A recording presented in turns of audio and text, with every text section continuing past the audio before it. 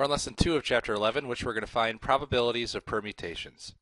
First, we're going to count permutations. Then we're going to use a permutations formula. Then we're going to find probabilities using permutations. First, what is a permutation? Well, permutation is an arrangement of objects in which the order is important.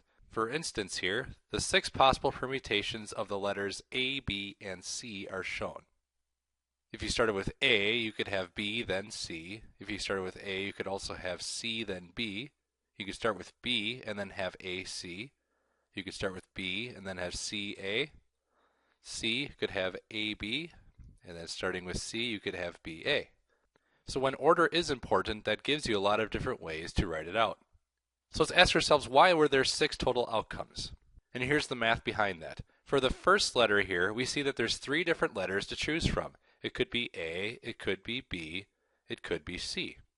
When we're picking the second letter, one of them is already taken, so now there's only 2 different letters left to choose from.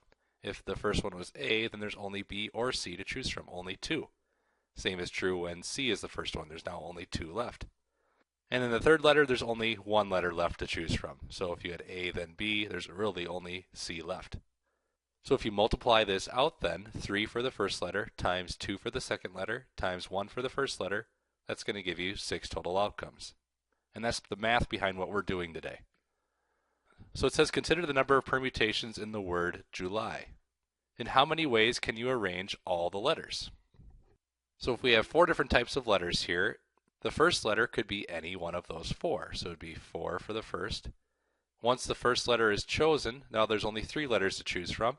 So we'd multiply that times 3. Now we have 2 letters left to choose from, so multiply it times 2. So once we've already placed 3 letters, there's only 1 letter left, so we multiply that times 1.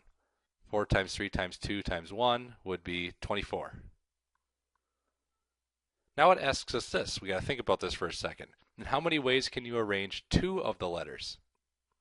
So either just JU or LU or YL, things like that. Well, for that first letter, we still have all 4 to choose from. So we would say there's 4 letters that it could be for the first letter. For the second letter, we have 3 letters now. So times 3. And since we're only arranging 2, we stop there. 4 times 3 equals 12. There's 12 permutations of 2 of the letters of this word July. Now we're going to use a permutations formula. So you've noticed here that there's somewhat of a method that we're following along the lines here. So the formula is this. The number of permutations of n objects is given by, and it's written like this, n permutation n equals the n factorial. This is what the exclamation mark means. Let's give you an example just to see what that means. The number of permutations of 4 objects, and you take all 4 of them, 4 objects, permutation of all 4 of them equals the 4 factorial. Factorial means to multiply counting down all the way to 1. So 4 times 3 times 2 times 1, which would equal 24. As we saw with this July one, sometimes you only take 2 of the objects. So the number of permutations of n objects taken r at a time, where r is less than or equal to n, is given by this formula. The n objects permutations of taken r at a time would equal the n permutation over the n minus r total, the permutation of that. So let's look at an example of that here. The number of permutations of 4 objects taken 2 at a time, kind of like that July here, 2 letters of the 4 letters, is given by this formula. So 4 objects permutation 2 at a time would equal 4 factorial over the difference of 4 and 2 factorial, so it would be 2 factorial. So we'd have 4 times 3 times 2 times 1 over 2 times 1. The 2 times 1 would cancel out from the top and the bottom, leaving you with 4 times 3, which would equal 12. And that was our answer here. We just did 4 times 3. So let's put this into practice here. It says your band has written 12 songs and plans to record 9 of them for an album. In how many ways do you arrange the songs on the album? So let's use this formula here. Number of permutations of n objects taken r at a time. We're taking 12 objects 9 at a time. We're not putting all 12 on the album. And here's the formula. So that's n factorial over n minus r factorial. So 12 would be our factorial on top, because that's the total objects we're choosing from, over the difference of 12 and 9. 12 minus 9 is 3, so we'd have a 3 factorial here. So if we're actually going to write this out, we would say 12 times 11 times 10 times 9 all the way down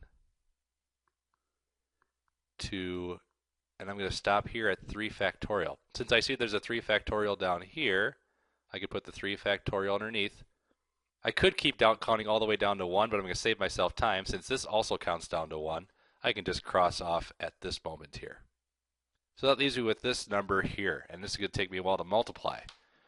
We have 12 times 11 times 10 times 9 times 8 times 7 times 6 times 5 times 4. So this gives you 79,833,600 ways to arrange the songs on your album. If you don't believe me, you can test it out.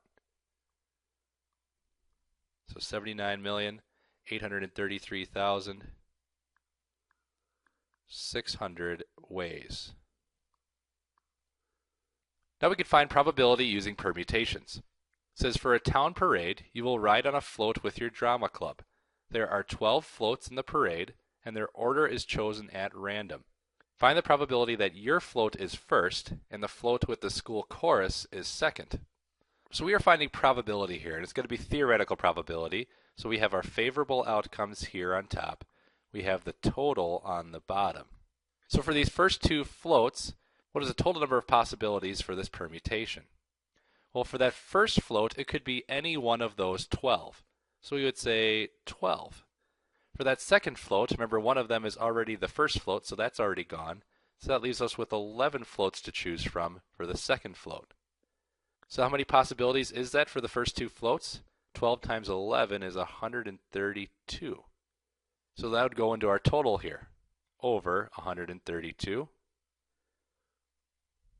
We're looking for something specific here. We want our float first and the school chorus second. That's only one permutation, right? Because the school chorus going first and our float going second would be a whole other permutation. So our favorable outcome is actually only one of those. So it would be a 1 out of 132 chance that our drama club would go first and then the school chorus would go second. So 1 out of 132 possibility.